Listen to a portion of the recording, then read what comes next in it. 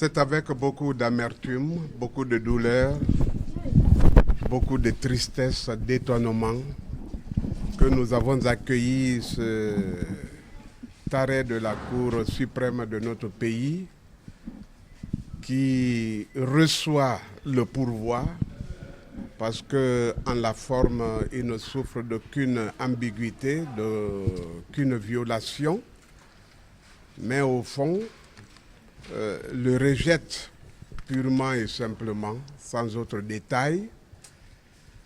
Cet arrêt est en contradiction avérée avec les débats qui se sont déroulés devant la Cour, au cours desquels le procureur de la République, le procureur général près la Cour suprême lui-même a attesté que les moyens soulevés par la défense étaient imparables, que la détention, le mandat, le titre de détention de Toumba n'avait en aucun moment été renouvelé et que la conséquence de cela devrait être la mise en liberté pure et simple du détenu, et cela conformément aux dispositions du Code de procédure pénale.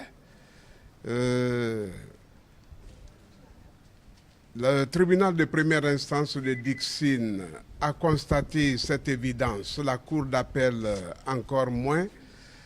La Cour suprême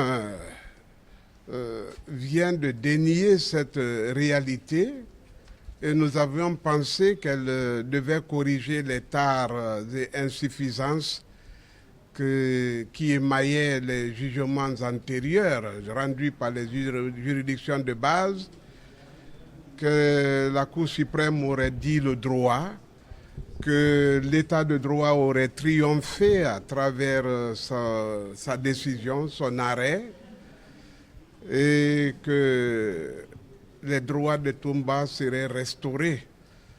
Mais nous constatons de plus en plus qu'aucune juridiction nationale ne peut avoir le courage d'assumer sainement le sacerdoce, de dire le droit, de porter la croix, de marcher vers le calvaire. Sincèrement, nous sommes ahuris. Toumba est aujourd'hui souffrant, malade. Il pensait sortir pour faire face à sa pathologie qui n'a jamais, à aucun moment, depuis sa détection, été prise en charge. Il ne bénéficie d'aucun soin, même infirmier, et opère par automédication là où il est, privé de tout mouvement d'aller et de venir, du sport, toutes choses qui lui ont provoqué cette pathologie. Elle vient du milieu carcéral. Alors, de l'autre côté, on vient de lui interdire la sortie du territoire pour l'espace européen. Toumba, sincèrement, considéré, comme nous l'avons toujours dit, comme le sacrifice, l'agneau qui va expier la forfaiture de ses pères, celui qui, en définitive, payera pour tout le monde. Mais nous ne comptons pas nous arrêter là. Nous nous adresserons aux juridictions supranationales qui, elles, diront le droit parce qu'ils sautent à l'œil, ils crèvent l'œil. Le mandat n'a pas été renouvelé, on ne peut le fabriquer à force d'oublier Toumba dans les geôles, à force de le marginaliser, de le ségréguer, de le rejeter. On a fini par l'oublier et à oublier même le renouvellement de son mandat. Les juges savent qu'en libérant Toumba, ce serait une libération définitive aux yeux au regard des dispositions de la loi. L'omission par un juge de renouveler le mandat emporte purement et simplement la mise en liberté sans condition du prévenu. Or, Toumba étant destiné à être sacrifié, ce serait vraiment suicidaire pour eux. C'est vraiment une honte, hein, il faut l'assumer, il faut le dire, pour notre justice. qu'il n'y ait personne qui puisse se tenir en brèche sur la brèche pour défendre le droit, pour dire le droit, pour défendre l'opprimé, pour relever le marginalisé. Alors nous sortons très affaiblis. Nous avons presque épuisé toute notre gibecière. Toute l'argumentation à notre possession a été déballée pour le triomphe du droit dans cette affaire de Toumba, qui, comme nous le savons tous, et d'après même les témoignages, a été un sauveur, hein, en lieu et place d'un bourreau. Il a sauvé la classe politique, il a empêché à ce peuple de connaître une guerre civile, parce que la classe politique leader serait entièrement tuée, mais il les a sauvés et en contrepartie, c'est la prison à vie qui l'attend. Nous en sommes très meurtris, très meurtris.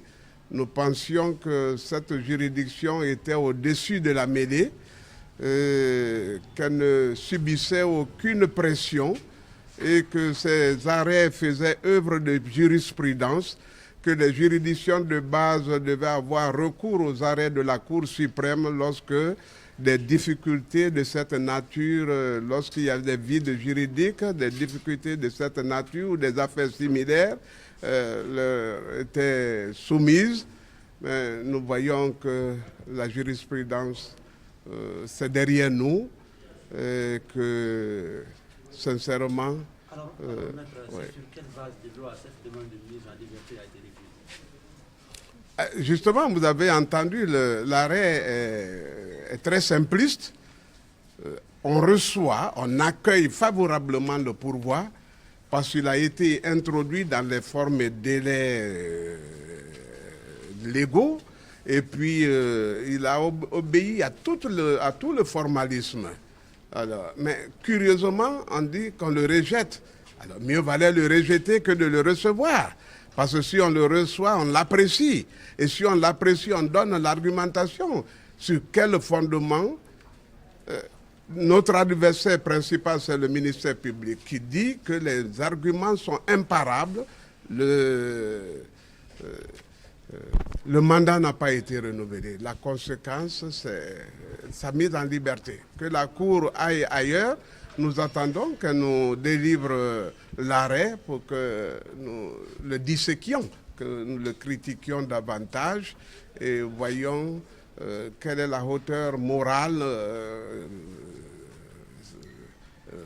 éthique, spirituelle de nos magistrats.